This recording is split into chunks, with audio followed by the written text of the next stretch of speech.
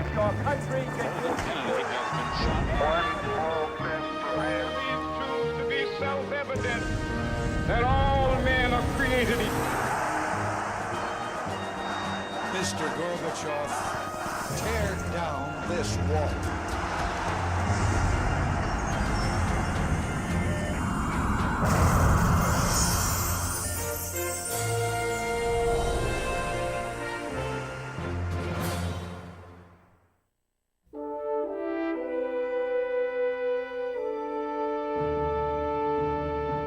New York City's Great White Way, Broadway. Throughout the 1920s, the nightlife here glittered. Bands played, liquor flowed, and everyone who was drinking it was breaking the law. In the first month of the new decade, the 18th Amendment became the law of the land. The sale and consumption of alcohol was now illegal.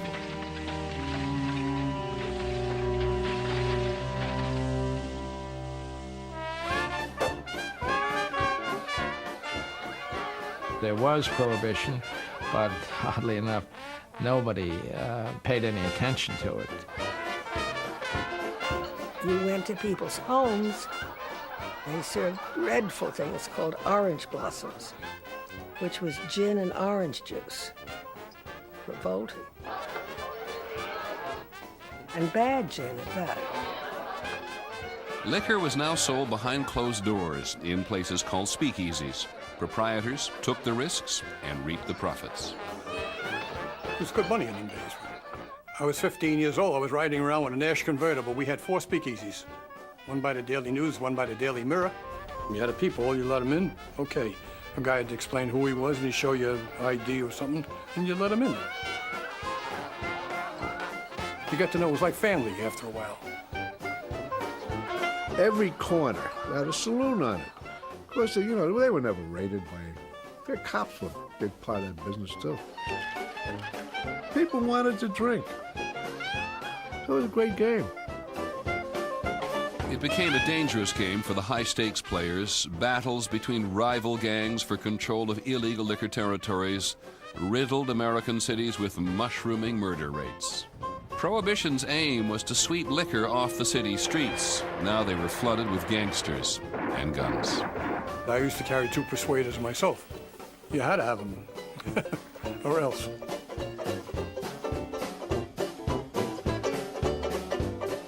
Prohibition and the general disregard which followed it was the perfect symbol for the 20s. A decade which was about crossing the line, smashing tradition, breaking boundaries. As modern America came of age in the 1920s, boundaries of all sorts, technological, geographical, and social, were shattered.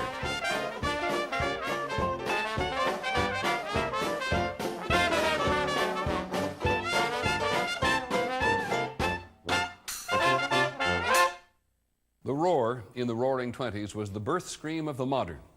America was now about to leave behind the formative experience of its rural past and embrace the promise of an urban future.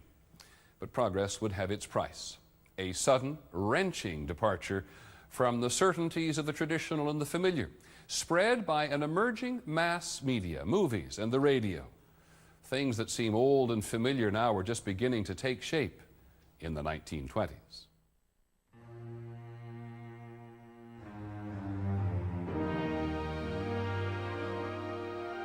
At the dawn of the 1920s, America was clearly entering a new era. An era defined by a vast and complicated urban culture that would dominate the rest of the 20th century.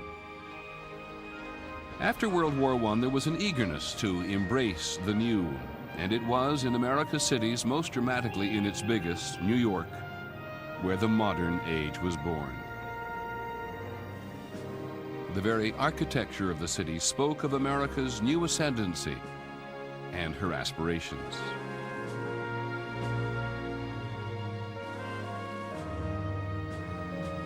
The skyscraper was an example of the new form achieving a kind of thrilling scale and nobility. More people worked there than lived in the average small town in America.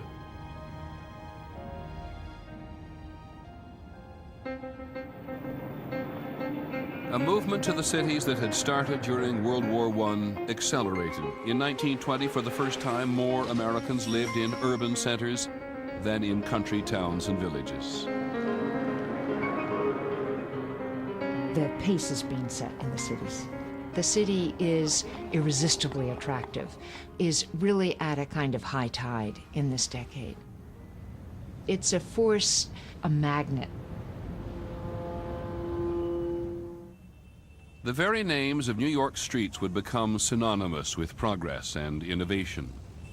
Broadway would represent the best and latest in American entertainment. Madison Avenue would come to stand for the bustling new business of advertising, which was uniting the nation in a set of shared fantasies and desires. And Wall Street came to represent the decade's expanding economic opportunities.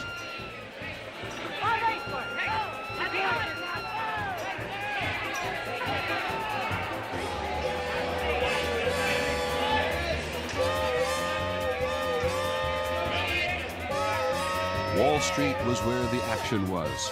People came from everywhere to get in on it. The reason I come to New York was there was nobody there after they closed the mines in 1926 in Pennsylvania. There was no money coming there. This fella Jerry got me the first job. And he said, "Come on down to Wall Street. The streets are paved with gold." It seemed that way, too, on Park and Fifth Avenues, where the tycoons lived. The number of millionaires in the 1920s jumped 400% over the previous decade. The 20s' feeling of limitless horizons was fueled by their lavish lifestyle.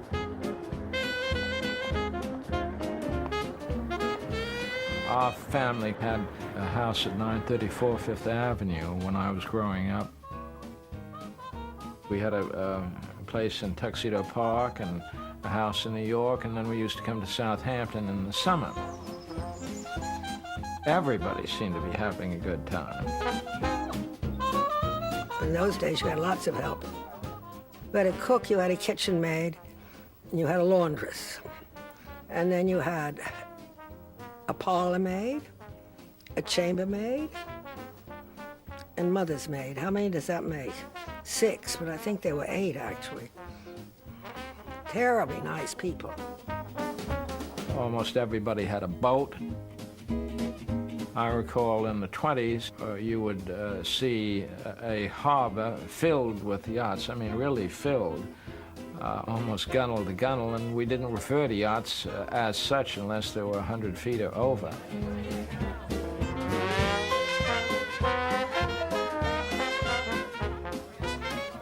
There was a great deal of entertaining, and it was all done in people's houses, seated dinner parties of 50, 60 people. Always after dinner, there would be entertainment by guests. George Gershwin was there with his orchestrator, Bill Daly. They got up and played on 2 pianos. Mother always had 2 grand pianos in the big room downstairs. Gershwin, who wrote Rhapsody in Blue and other anthems of the decades, was profoundly influenced by the new music he had heard and loved called jazz. The capital of jazz in the 1920s was just a subway ride uptown in Harlem. It was in Harlem clubs that one could see the artists at the forefront of this fresh and uniquely American music. Performers such as Louis Armstrong, Bessie Smith, and a dapper young man named Edward Kennedy Ellington. His friends simply called him Duke.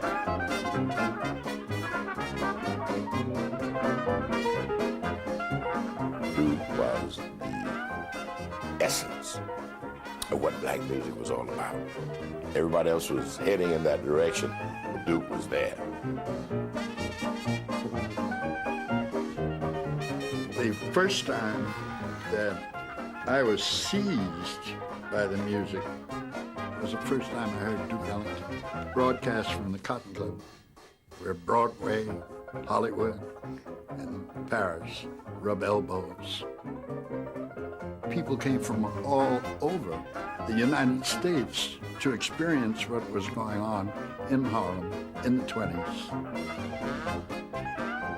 I was young then, and often we went up to Harlem at night to dance and everything. We all saved up for months to get the money to go out to a nightclub. And of course, the music was wonderful.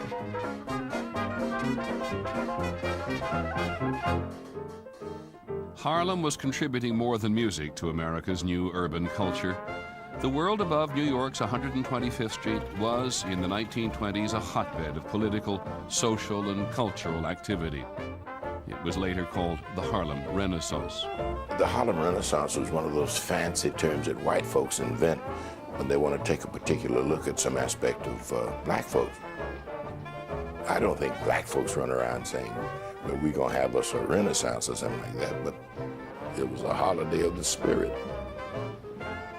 In Harlem was born this idea of the new Negro, someone who stood up for the Negro, who advertised his and her contributions to American culture, who was proud to be black. Harlem was the end of the line, the promised land, the place where all our fantasies came true. If I had to choose between heaven and Harlem, Harlem, of course, would win every time.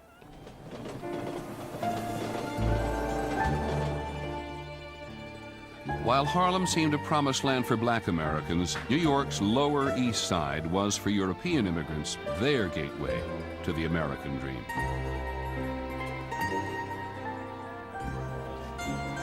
We were blessed because we were in America.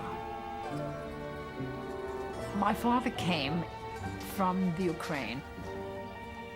He went to work in New York City and worked in a factory where they blocked hats, men's hats. And he was making, like $9 or $10 a week, working a 6-day week. And he would tell me how he was able to buy lunch every day for 12 cents. And the lunch consisted of a herring, a big schmaltz herring out of the barrel, and my mouth waters now to think of it, and a big roll with poppy seeds and an onion, and life was beautiful. This was perhaps the most mixed city, racially, ethnically, in the country. But cities all around the country had become more important because change was centered in the cities.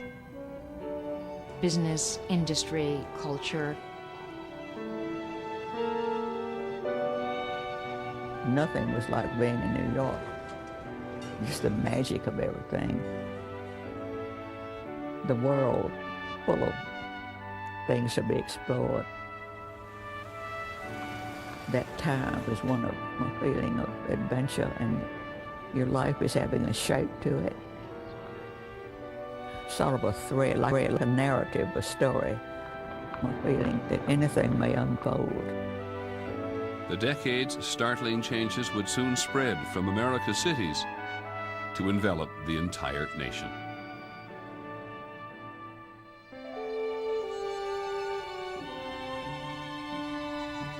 Far from the speakeasies and the dance halls and the nightclubs, there was another America in the 1920s.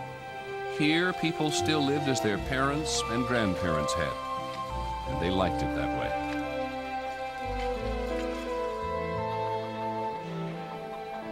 In the early 1920s, this was a quiet, easy life.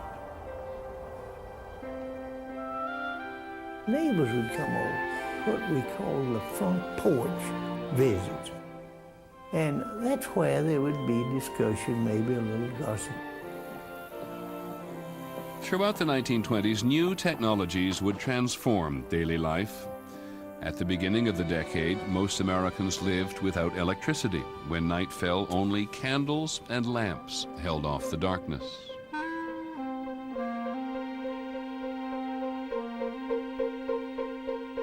America was electrified in the 20s. Electric lights extended the day, opened up new possibilities for work and play.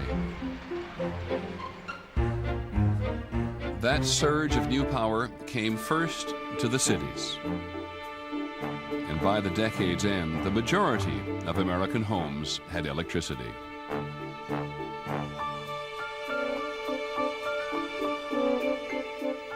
You can't understand this century without understanding the effect, the impact of science and technology. My father's generation is the one that really saw amazing changes. He was born in 1900 in a world where the horse was still the main means of getting about.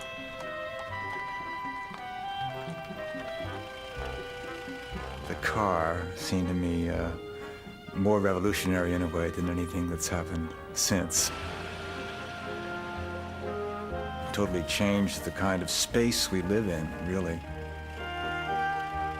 The car would give Americans a sense of autonomy and freedom. The freedom to escape their city or town, to go away on a vacation, or simply on a day's outing. By mid-decade, the government was spending more than $1 billion on the construction of highways, bridges, and tunnels. The beginnings of a national infrastructure which knit the country together.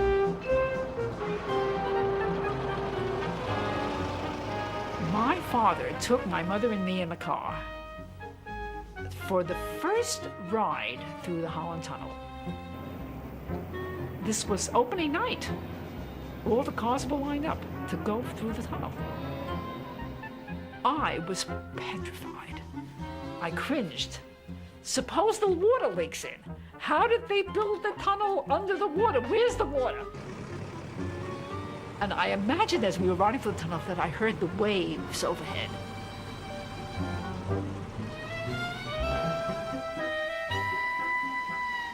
Out on the so-called highways of those days, outside of New York, we saw the billboards. Roadways were soon dotted with a new phenomenon, roadside advertising. They were big and colorful and beautiful, I thought. Advertising helped transform not just the physical landscape, but the cultural one. Along with advertising came the expansion of a brand new consumer concept: credit. The old inhibition against debt came tumbling down, as everything from cars to clothes could be bought on time. Buy now, pay later became the order of the day. By 1927, 75% of all household goods were bought on credit. And in the last years of the decade, the item desired most was the radio.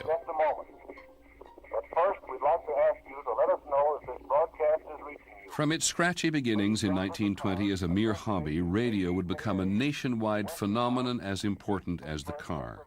Young radio enthusiast Albert Sindlinger was there at the birth of modern radio. In 1920, the night station KDKA, broadcasting from a factory rooftop in Pittsburgh, transmitted the results of the presidential election. One of the gentlemen was reading the election returns. He got sick, so for about 35 or 45 minutes, I read election returns. Nobody had any comprehension of the significance of what was going on. But don't forget, there were only a couple of hundred listeners. Within 6 months, every store in America, even grocery stores, were selling radio sets. Suddenly all Americans were listening to the same things, laughing at the same jokes. It was a kind of communal exercise here, and very much a strengthening of your notion of what it was to be an American. Along with, and sometimes propelled by the great technological leap in the 1920s, social patterns in place for decades also began to shift. Nowhere was this more obvious than with the changes for American women. An expanding job market had given more and more women careers and the disposable income to do with what they wished. Throughout the 1920s, women would assert a newfound freedom and independence, and nothing symbolized it more than the 19th Amendment. In 1920, after 81 years of agitation, women won the right to vote.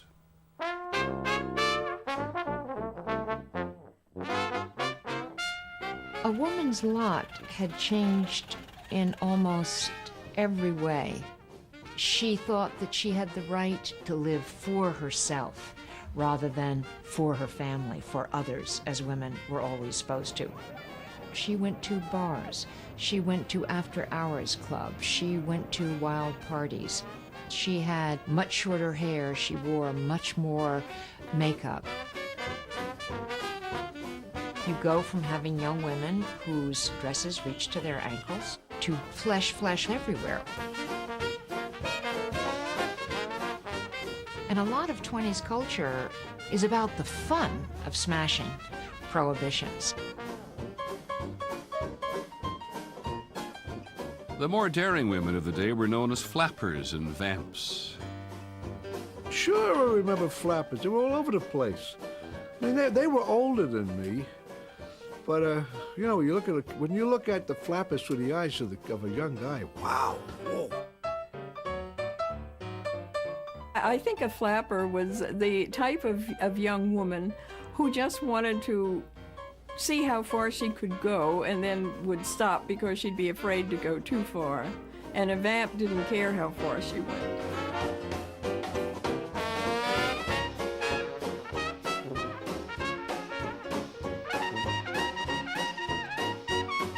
The shattering ways of 1920s city life were spread by the media to rural America, places where the changes were not always so easy to get used to. Smoking or drinking, being loose with talk, using profanity, this sifted down from the cities, from New York and Chicago. And this finally had a unwanted place in our little community. Here was a girl who'd come home she'd been working in Chicago. She'd come home with short dresses on. Well, they were not wearing short dresses. They were going to church with hats on and with white gloves on. They were decidedly concerned about what future generation is going to bring.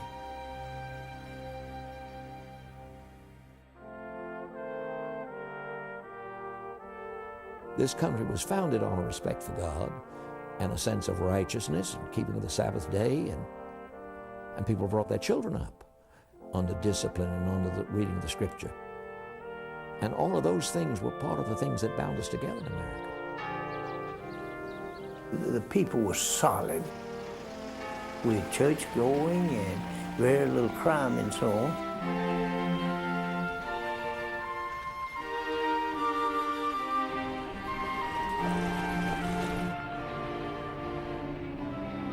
As the cities grew in size and influence, many people in small-town America found them threatening, a breeding ground for new and often alien ideas. In one small American town, the forces of traditional religion and modern science would clash in a battle heard around the world. Here in Dayton, Tennessee, in the summer of 1925, one of the century's most famous courtroom battles would take place. John T. Scopes stood accused of teaching Darwin's theory of evolution, that man and ape shared a common ancestor. That was against the law in Tennessee. The Scopes trial attracted the best legal brains of the time.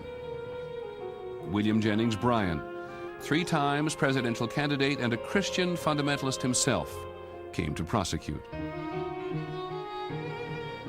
Clarence Darrow, the celebrated Chicago trial lawyer, came to defend Scopes.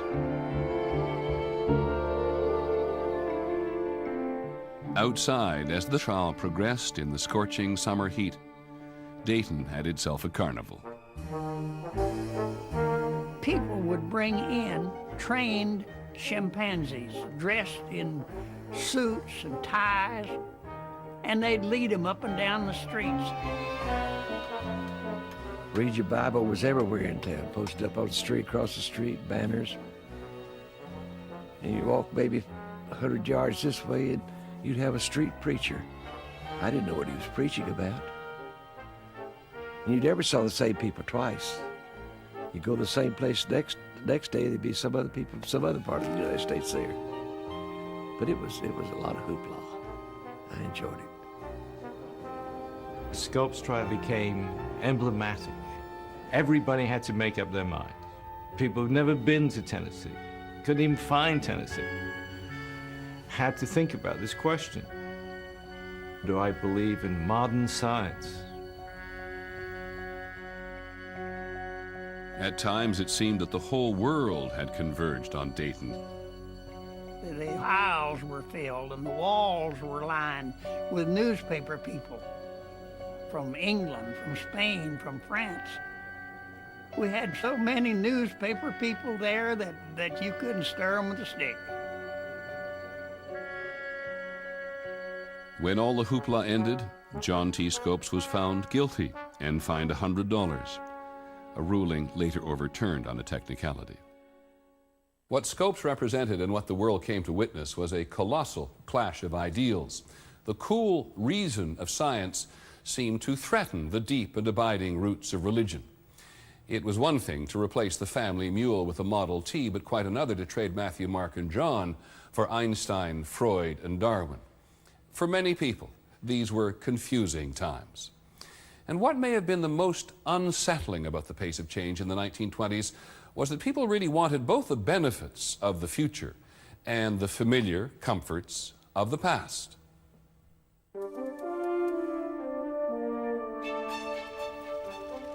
They want the fruits of modernity.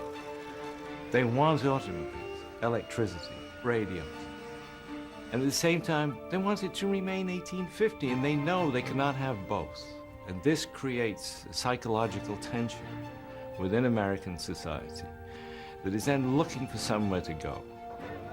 And it goes into hatred towards immigrants, hatred towards people who are simply different. It goes into intolerance and into the Ku Klux Klan. Ku Klux Klan membership soared to 4 million in the 1920s. Almost everybody that was a good citizen in the South was a member of the Klan. I think they were encouraging morality by turning the light on immorality and deceit and unfairness. It created a great deal of, I'd say, consternation and debate and so on. They were not just opposed to the blacks, but they were opposed to the Catholics and the Jews or anybody else who came somewhere.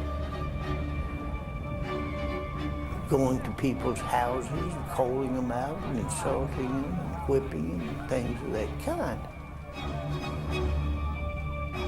This was not just peculiar to the South at Alabama, it was nationwide.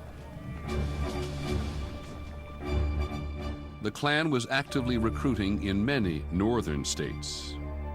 My father was asked if he would like to join the Ku Klux Klan. He grabbed the guy by the collar and threw him down the stairs. 3 nights later, almost directly across the street, there was a large cross burning. I still can see it in my mind. It was a dreadful, horrifying experience. My mother said, it's just as though they're guarding the gates of hell. Those white people who catered to us and were in sympathy with us, they caught hell too. James Cameron was living in Indiana when he and 2 childhood friends were seized by a Klan-inspired mob, enraged by reports of the rape and murder of a white couple. Many of them out in the crowd had the robes and hood on too. And then the leader said, take all these niggas out and hang them. His 2 friends were lynched. James Cameron barely escaped with his life. They put a rope around my neck, and they threw the other end over the tree. And I kept crying and hollering, I haven't done anything. But before they could hang me up, a voice said, take this boy back. He had nothing to do with any killing or raping. I looked up to heaven and I said, Lord, have mercy.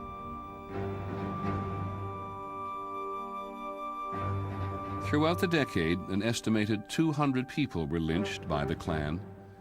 This organization, claiming to uphold the values and virtues of the past, became so powerful in the 1920s that it seized political control in 7 states. And in 1927, Klansmen marched, 50,000 strong, down the streets of the nation's capital.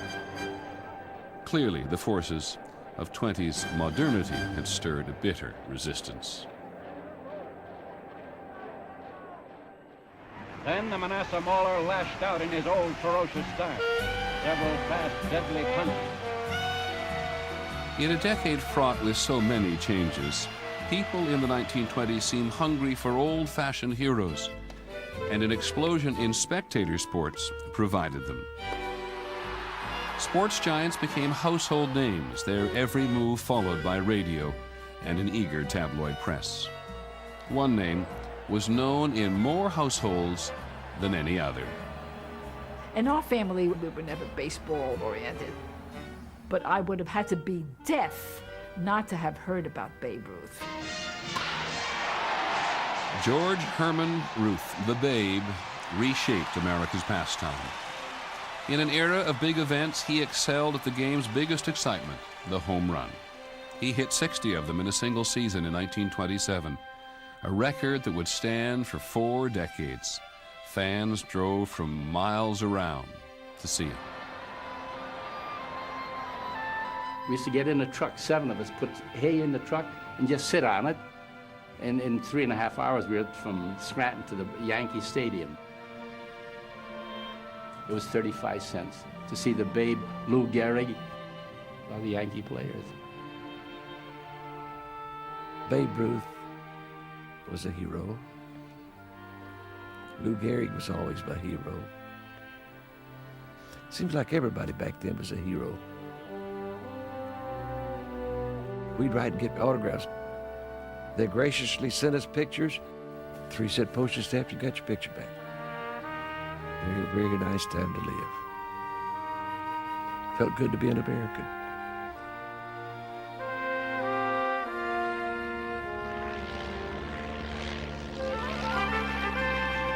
The public's fascination with flying in the 1920s seemed fitting for a time when even gravity couldn't hold down progress, and when every boundary seemed just waiting to be broken. Once I got up about 1,000 feet, it was like I was home. And that's the only way I can describe it to you. I was home. I never wanted to be anyplace else. In 1927, one pilot would put aviation and himself on every front page in the world. On a misty May morning outside New York City, a plane called the Spirit of St. Louis was ready to take off for Paris. No one had ever flown solo across the Atlantic before. 6 others had tried, failed, and died. Ready to take the chance this time was Charles Lindbergh, the 6'2" son of a former congressman from Minnesota. Thousands of people came to watch him take off.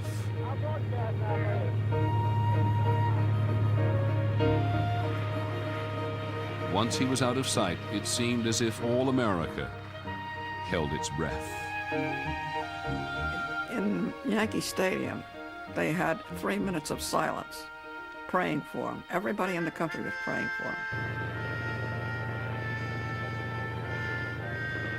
Flying the fuel-heavy single-engine plane was a battle against weather, hunger, and fatigue. For the entire 33.5-hour flight, the Western world wondered about the fate of that tiny plane somewhere over the vast Atlantic.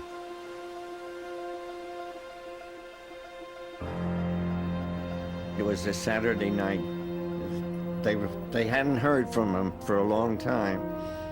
And I was walking up 125th Street and someone shouted, "They found him."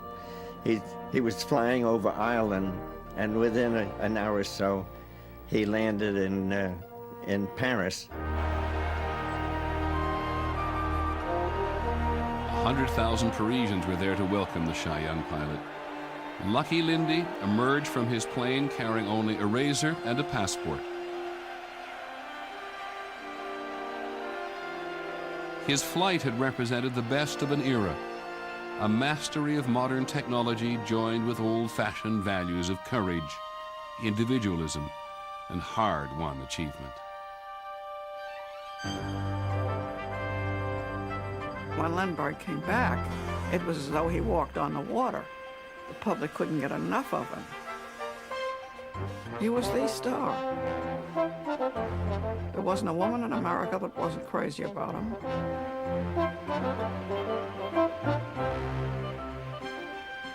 He was a hero. He was a nice guy. He was new. He was young. He was, he was kind of gawky, but that was what they wanted. The parade for Lindbergh down Broadway was the biggest national celebration since the end of World War I.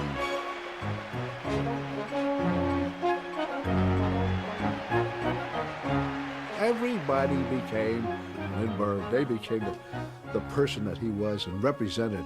It was great. It made a big impression on me. It was very exciting for all of us because we realized that a young man could do great things.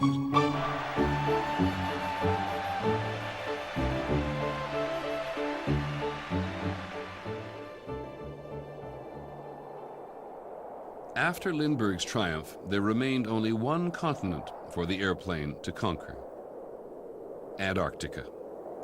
The frozen and forbidding landscape at the bottom of the world was the boundary one of the century's great explorers, Admiral Richard Byrd, set out to break. His goal was to fly over the South Pole. His expedition was flooded with young and eager volunteers, all of them wanting to be heroes. Admiral Byrd was going to select, I forget how many Boy Scouts to go to the pole. Now, I was about 12 at the time, and I was nominated as one of the guys to go. Now, this was a big thing. It was in all the papers. So I come home and says, "Ma, what do you think? I'm going to go to the North Pole with Admiral Byrd." She says, "You can't go." I says, "Why?" She says, "You'll catch your death of cold." I never went. My cousin went instead. Amazing, isn't it?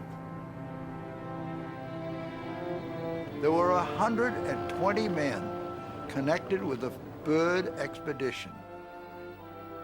20-year-old Harvard student Norman Vaughn dropped out of school, trained for a year, and was finally selected to go on the adventure of a lifetime.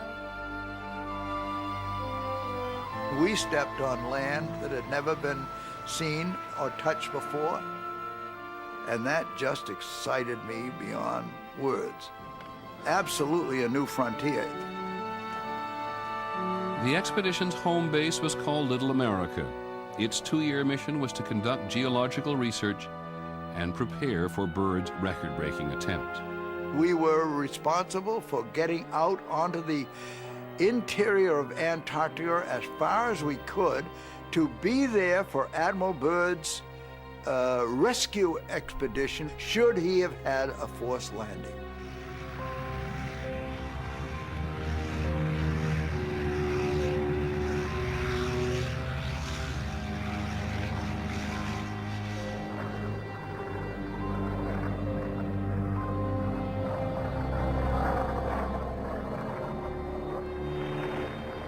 Just after midnight on November the 29th, 1929, Admiral Byrd's aircraft flew 500 feet above the geographic South Pole.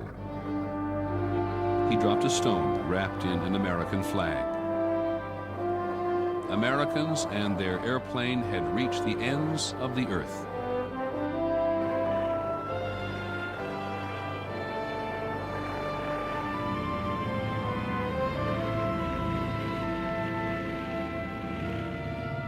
By the end of the 1920s, anything seemed possible.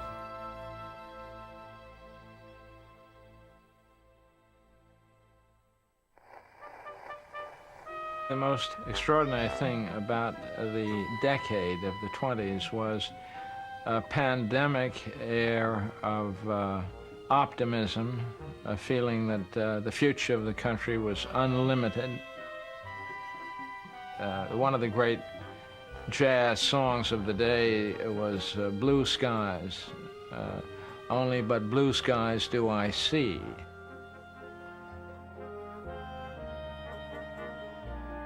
The president promised blue skies in the country's future. At his inauguration in 1929, Herbert Hoover repeated the common wisdom of the day that Americans were on their way to riches. If proof was needed, all one had to do was look at the bubbling pool of wealth, the stock market. The butcher, the baker, the candlestick maker, everybody, oddly enough, was in the stock market. One of our chauffeurs was in the market. If he can be in the market, anybody can be in the market. There were no regulations as we have now. People got away with murder all the time. The government didn't bother them. So they were all making money. They were doing very well. A boom in buying had driven up stock prices. Suddenly, in October of 1929, investors started cashing in their overpriced stock. A panic of selling started. On October 29 of 1929, it was obvious from the opening bell that things were wildly amiss. At 9:30, there was a rumble on the floor. One of the page boys said, "Hey, Mike, look at the sell orders coming out of those phones." The wheels really started to come off. The stock market went into a free fall. Crowds gathered in the street outside of the exchange. At 3 o'clock, the bell rang and that was it. More than $30 billion in paper value simply vanished that day as the stock market crashed. The famous word, the crash. Overnight, it was like bombs fell.